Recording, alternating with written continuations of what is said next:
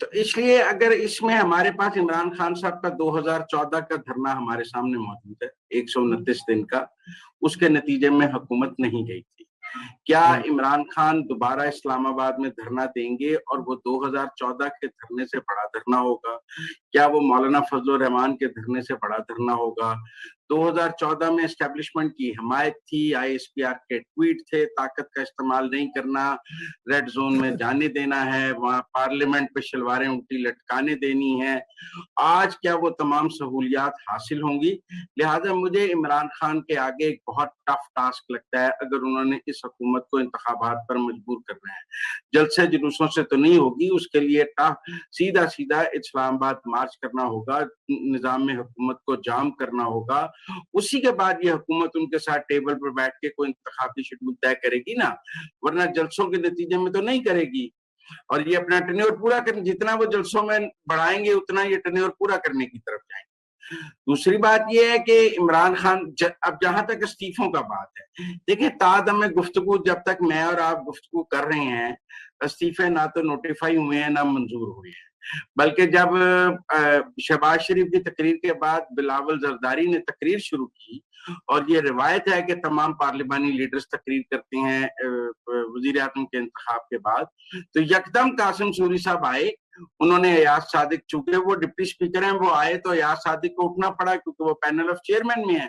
Protocol کے تحت، وہ آئے اور انہوں نے اجلاس 16 اپریل تک ملتوی کر دیا اور ساری تقریریں نہیں ہونے دی ہیں۔ لگتا ہے انہیں کہیں جب فون آیا کہ یہ تقریریں تو ہمارے خلاف جا رہی ہیں، شہباز شریف نے ابھی جو ہے وہ لیٹر گیٹ کا بھوسڑ گیٹ بنا دیا ہے اور کہہ رہا ہے کہ میں سارے D G I S I, D G M I اور وہ امبیسڈر کو بھی بلا کے پارلیمنٹ کے سامنے جواب دہ کھڑا کر دوں گا،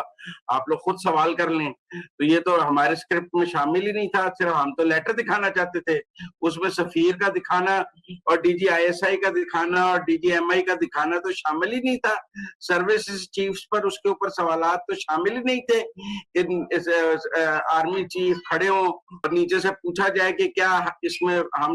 فارن فنڈنگ ہے عدم اعتماد میں، کیا یہ ہے، کیا اسد سے پوچھا جائے کہ انہوں نے کہا تھا کہ ہم اپوزیشن کو فنڈ کر کے عدم اعتماد لا رہے ہیں، تو پھر وہاں جب پارلیمانی کمیٹی میں services chief, D G I S I, D G M I سے سوالات ہو جائیں گے، اس امبیسڈر سے سوالات ہو جائیں گے، وہ کاروائی ساری ریکارڈ ہو جائے گی، اس کا ایک مشترکہ اعلامیہ بن جائے گا، تو وہ تو عمران خان صاحب کے لیے ٹھیک نہیں ہے۔ لہذا قاسم سوری صاحب فوراً آئے اور انہوں نے اجلاس جو ہے وہ ملتوی کر دیا، جو انپریسیڈنٹڈ ہے۔ یہ آدھا گھنٹہ پہلے تو آپ استعفیٰ دے کے گئے ہیں،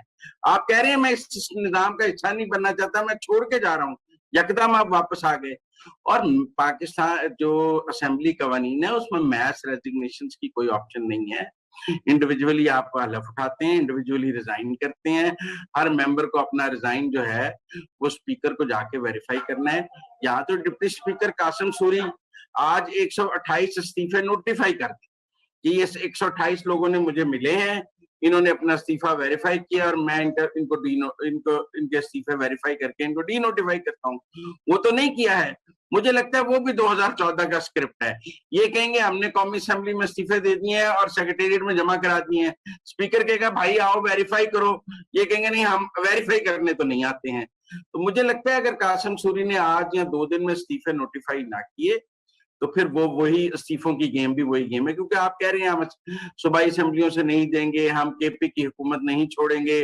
ہم صرف قومی اسمبلی سے دیں گے۔ تو مجھے لگتا ہے کہ ایک ٹافل ٹاسک ہے۔ میری ابھی شبلی فراز صاحب سے بات ہو رہی تھی،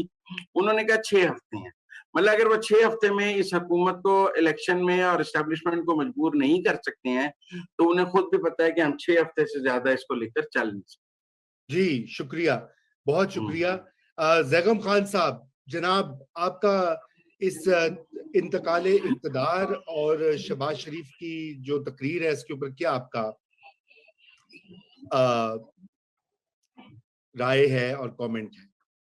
جی دیکھیے، آخر کار جو ہے وہ انتقال اقتدار بھی خیر و خوبی سے ہو گیا، اور کیسے ہوا تو ابھی میرا خیال ہے بہت سی چیزیں آہستہ آہستہ ہمیں پتہ چلیں گی، اور ہمارے جو دوست بیٹھے ہیں اگر آپ تھوڑا سا پریس کریں گے کہ شاید اندر کی کچھ کہانیاں مزمل سہروردی صاحب سنا دیں۔ میرے خیال میں بہت اچھی تقریب ہو گئی۔ فائنلی کچھ چیزیں لگتی تھی کہ وہ ڈپٹی اسپیکر کے ساتھ پہلے سے طے ہو گئی تھی کہ کس طریقے سے کرنا ہے، स्पीच भी बहुत अच्छी थी, अच्छी उन्होंने गुफ्तगू की, नए प्राइम मिनिस्टर साहब ने, सब ठीक हो गया। अब मसला ये है कि इसके बाद क्या होगा। असल सवाल तो ये है ना जी कि असल स्टोरी तो शादी के बाद शुरू होती है। आगे के जो चैलेंजेस हैं वो काफ़ी बड़े चैलेंजेस हैं। वो चैलेंजेस जो इस नई हुकूमत को फेस करने हैं, जो बहुत बड़ा एक माशी बहरान है, सबसे बड़ी चीज़ वो है। और उसके बाद वो बहरान जो पीटीआई की शक्ल में सामने खड़ा है, जो पाकिस्तान का सियासी और समाजी बहरान है। तो तवक्को ये की जानी चाहिए थी कि इस वक्त इमरान खान साहब कुछ सबक सीखेंगे और अपनी सियासत को ज़रा मुख्तलिफ तरह पे लेकर, लेकिन देखिए वो एक तो अपनी रियासत को अपनी सियासत को रीइंफोर्स कर रहे हैं। मेरा ख्याल है, एक जो मेरी राय है वो ये है कि हम में से बहुत से लोग उनके नए नैरेटिव को बहुत अनसीरियसली ले रहे हैं। हमें अंदाजा नहीं है कि वो क्या कर रहे हैं। और इसमें सबसे बड़ा मसला ये इन सियासी जमातों का है कि मॉडर्न कम्युनिकेशन के बारे में मुकम्मल तौर पे नाबल्द है। इस वक्त पीटीआई का और इन जमातों का मुकाबला ऐसा ही है जैसे 19वीं सदी और 21वीं सदी की कम्युनिकेशन को आपस में टकरा दिया जाए कि एक तरफ पीआरओज हैं, सरकारी डिपार्टमेंट के, आप समझ लीजिए, आपने तो काम किया हुआ है उनके साथ, और दूसरी तरफ एक मल्टीनेशनल ऑर्गेनाइजेशन की इंतहाई मॉडर्न कम्युनिकेशन है।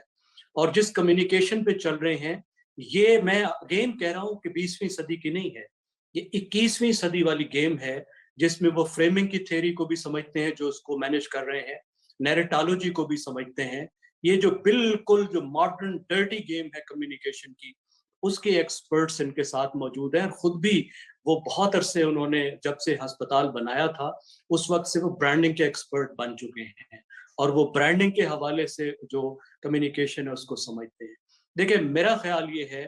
कि इस वक्त जिस तरीके से इमरान खान के नैरेटिव से, आप फ्रेम कह लें या नैरेटिव से, उससे ये लोग डील कर रहे हैं, टोटली उसके ट्रैप में आ रहे हैं। देखिए फ्रेमिंग की थ्योरी का बुनियादी असूल है कि जितना जितना आप किसी फ्रेम में घुसते हैं आप फंसते हैं,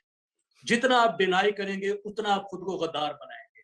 जितना उनकी टर्म से बहस करेंगे, यानी जो फ्रेम उन्होंने जो फ्रेम बनाया है कम्युनिकेशन का, नैरेटिव का, आप जितना उसको एंगेज करेंगे आप फंसते चले जाएंगे। और उनका कमाल ये है कि हमेशा वो फ्रेम बनाते हैं जिसमें उनके अपने फंसने का सबसे ज्यादा चांस होता है। इस वक्त आप अंदाजा लगाइए कि अगर थोड़ी सी भी समझ होती तो इस वक्त, अगर यह वो गेम की होती है अपोजिशन, तो इस वक्त इमरान खान साहब ने अपनी पार्टी फंडिंग के जो जो है आप जाल है उसमें पूरी तरह फंसे होते। इस वक्त मसला तो ये है कि इमरान खान साहब की पार्टी ने वो फंडिंग ली जो अमेरिका से आई, गैर मुल्की इंडिविजुअल्स ने दी, non Muslim American Indian individuals ने दी, गैर मुल्की फर्म्स ने दी।